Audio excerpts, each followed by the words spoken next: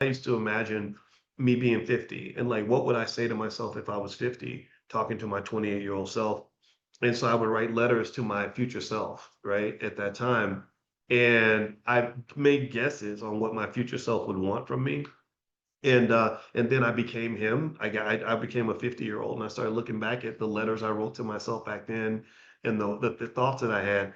And I said, wow, you did good. You okay, you made the right decision. Because when you're young, there's so much uncertainty. You don't know what to do. You don't know what's next. And I felt a lot of that uncertainty, but it's kind of interesting because that's what investing really is. It's really you're sort of you're but sometimes we look at our future self like it's a whole different person.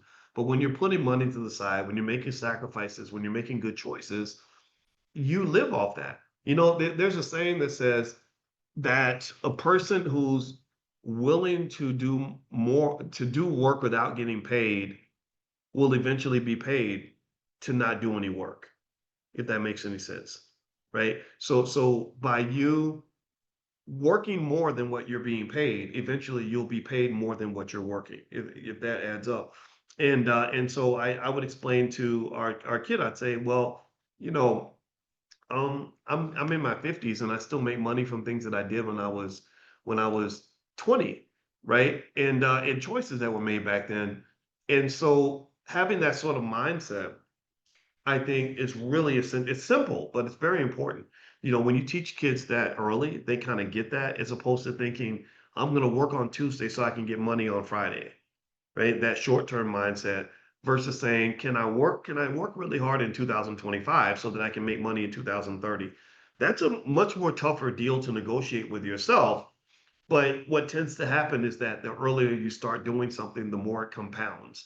The compound interest isn't just a financial concept, it applies in life. Everything compounds. So use that compounding in your favor.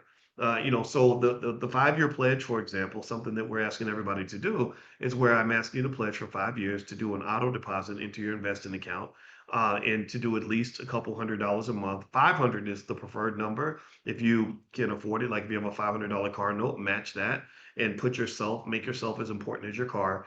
And in 5 years, you should have roughly between 35 and $40,000 in your account. After 20 years of this, you're wealthy, right?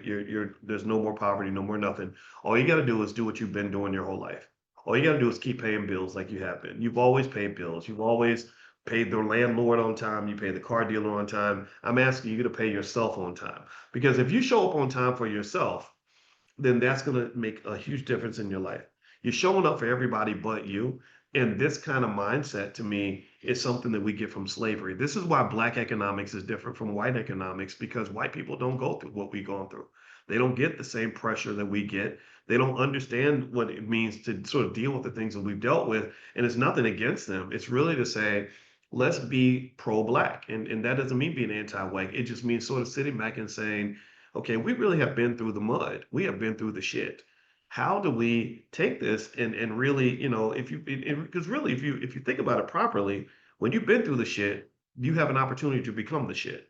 And if you see Black people who've been through the shit that become the shit, you know that they wouldn't be the shit if they didn't go through the shit. If you understand what I'm saying, like if you think that I'm the shit, and I know I'm using the word shit a lot, but I'm just feeling shitty today, I guess. But if you think that I'm the shit, like, oh, now look at Dr. Boyce.